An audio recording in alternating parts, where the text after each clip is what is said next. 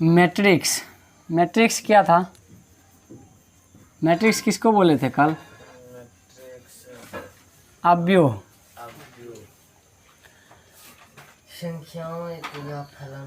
संख्याओं, फलनों या सम्मिश्र संख्याओं को सारणिक रूप में व्यवस्थित करना मैट्रिक्स था, अव्यूह। जैसे किसी क्लासरूम में मैट्रिक्स को या फिर हॉल कुछ इस प्रकार से भी रहता है, या कभी कभी इस प्रकार से भी रहता है, पंक्ति और कॉलम दोनों, या कुछ वर्गाकार भी रहता होगा, ऐसे रो पंक्ति सब बराबर, ऐसा भी रहता होगा। यही चीज़ को व्यवस्थित करना मैट्रिक्स था, इसके अंदर अवयव, तो इसको बोलते हैं अवयव। अवयव ना अव्यूह हुआ है मैट्रिक्स का हिंदी अव्यूह, जो कि इसके अंदर के एलिमेंट में से अवयव को व्यवस्थित तरीक़ा से, अच्छा जिगजैग पाथ बनाते हैं। जैसे मान लिया जाए कोई ऐसे भी है किसी क्लासरूम में, कहीं कहीं तो खिचड़ी पक गया, कोई व्यवस्थित नहीं है, तो एलिमेंट ये भी है, लेकिन ये कोई व्यवस्थित तरीक़ा से नहीं है, इसको मैट्रिक्स नहीं कहेंगे। डेटा को अरेंज करना मैट्रिक्स है। अच्छा, इसमें 2-3 चीज़ें बताए थे। इसको बोलते हैं इधर से लेफ़्ट टू राइट, इसको बोलते हैं रो यानी कि पंक्ति। ये सब हो गया पंक्ति। इस सब को बोलते हैं कॉलम, स्तंभ। स्तंभ यानी कि कॉलम, ये सब हो गया स्तंभ। यानी कि ये सब हो गया R1, R2, R3 बोलते हैं। इसको बोलते हैं C1, C2।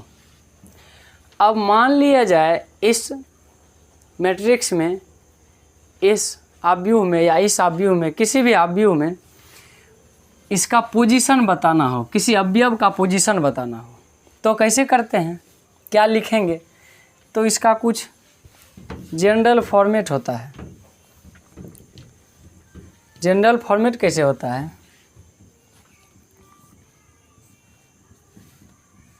जैसे मान लिए ये मैट्रिक्स है, M कोई मैट्रिक्स है जिसमें अवयव है A11, पहली रो पहली कॉलम में है, उसको A11, या ऐसे करके बोल सकते हैं AIJ।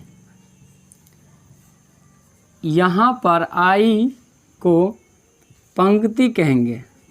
I बताएगा कि हम पंक्ति हैं, J बताएगा कि हम कॉलम है, यानी कि स्तंभ।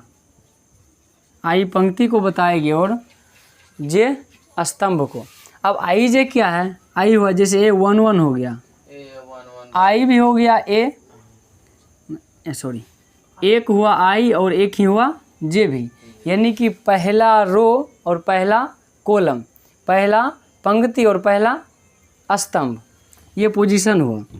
अब A पहला रो दूसरी कॉलम A12, A21, A22, इसके बराबर मान लेते हैं कोई एक कांस्टेंट पर मैट्रिक्स है, जैसे 2 हो गया, 3 हो गया, 4 हो गया, 5 हो गया। मान लिया जाए हमको 3 का पोजीशन बतानी है, 3 का क्या नाम दे सकते हैं? 3 का पहला पंक्ति, दूसरा कॉलम, पहला पंक्ति दूसरा कॉलम, यानी कि R1 है और C2 है। इसको कहेंगे पहला पंक्ति दूसरा कॉलम, यानी कि A12 के स्थान पर क्या है? 3 है, लिख सकते हैं। या हम बोले कि A11 पहली पंक्ति पहली स्तंभ कौन होगा? 2 होगा। दूसरी पंक्ति पहली कॉलम, दूसरी पंक्ति पहली कॉलम 4, या दूसरी पंक्ति दूसरी कॉलम 5। इस प्रकार से मैट्रिक्स का पोजीशन को बताते हैं, पूछता भी है। इसको सूचित करते हैं ए आई जे से, मीन्स कि पंक्ति आई, स्तंभ कॉलम, ये हुआ। और एक चीज़ बताए थे ऑर्डर। ऑर्डर मीन्स पंक्ति का रो और कॉलम को बताना।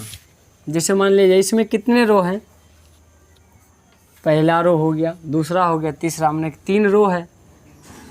हॉरिजेंटल, वर्टिकल कितने हैं, 2 है, यानी कि C1 और C2 है।